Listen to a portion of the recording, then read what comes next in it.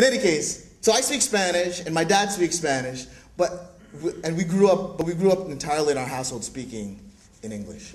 When I was in Buenos Aires, I rented an apartment out there for a month, and just about like the third day in, I was coming back from getting some groceries, and I lived right by this playground, and there was these kids playing soccer on this playground. And I passed by it. I'm heading back to my apartment. I'm thinking, you know what? I should call my dad and just let him know that I'm okay. And me and my dad have not had a great relationship over our lifetimes. Been really, really troubled. Even now, I would say so. But the funny thing is that when I called up my dad, almost as a joke, I started speaking to him in Spanish. My dad speaks Spanish too. So he started speaking back to me in Spanish. And it was kind of wonderful because it was a language that we had never been angry at one another in. So we had this great conversation with one another. That's what this poem is about.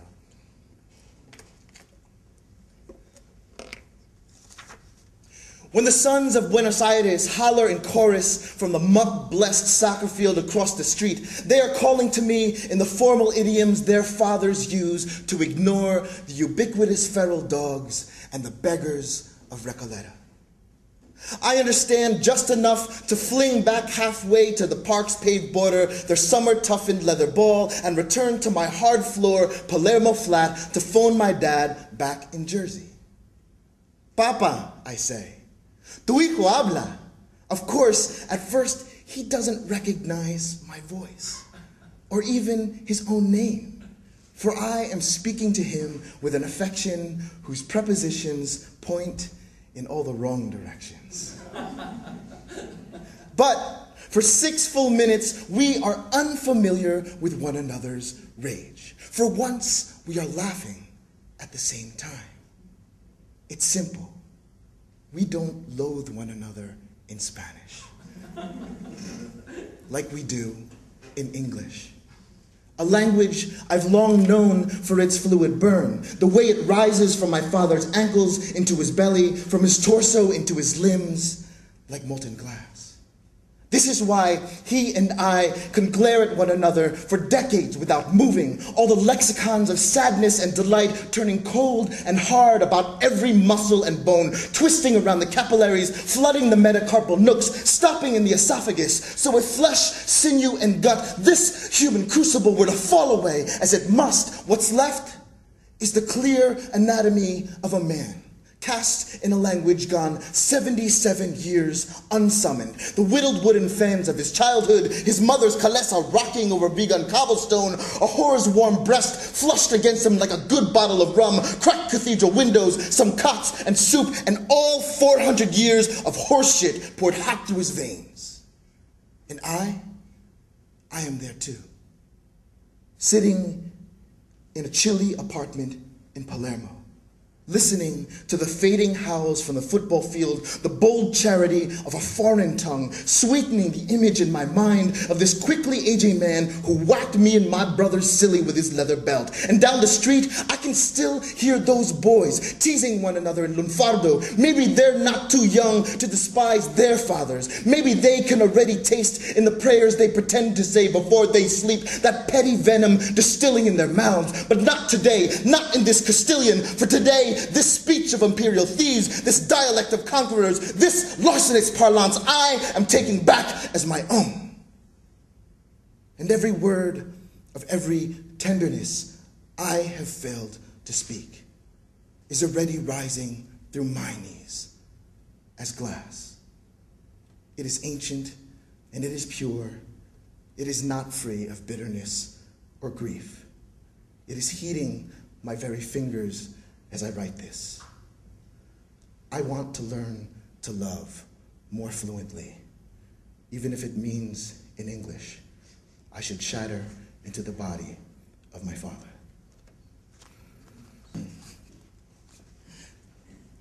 After the man they say chased the snakes out of Ireland, after the patron of the day, my father, was ordained into the church, he wanted me baptized with the word clicked shut like a trap. My name starts with the brittle snap of kiln-dried wood and ends with a trick. It claims my skin, my flat nose, thick lips, the 11 ways I've kissed one woman to sleep.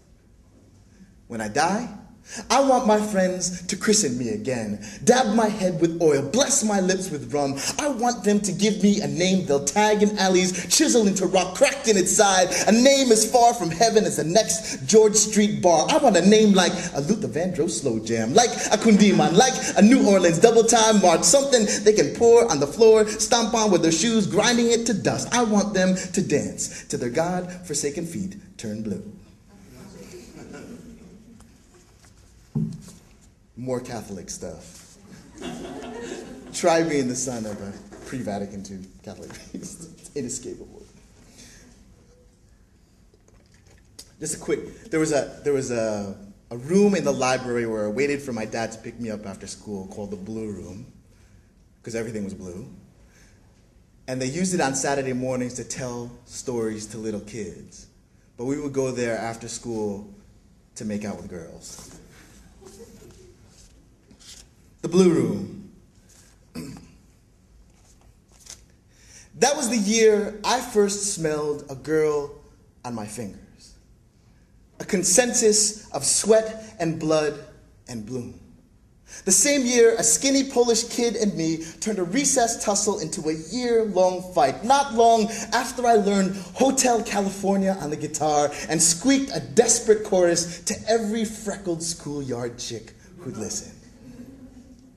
That was the first year I believed the white boys who bragged about all the sex they'd had. It seemed everything by then was a race. So there I was, still crouched at puberty's starting blocks, anxious to sprint toward that orangutan manhood of my own.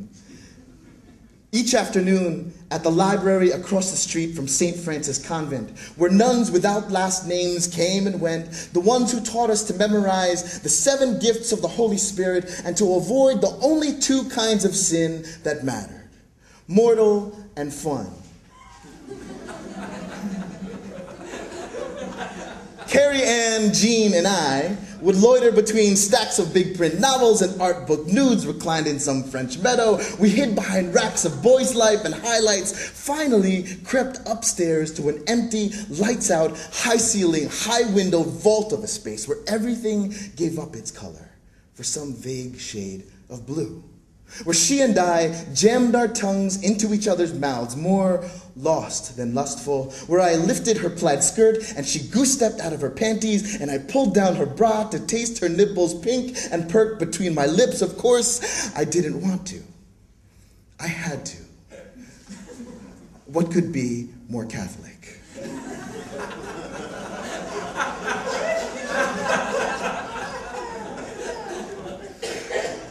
Sometimes, I wonder what's become of that strong-thighed, half-French, half-Irish gymnast who let me, for 1 year in the Blue Room of the public library, slow jam and slop kiss her from neck to hip. 2 of us dodging the few beams of afternoon that lit the slant columns of dust, our bodies unsettled, until we emerged into the full light, back downstairs to the other kids.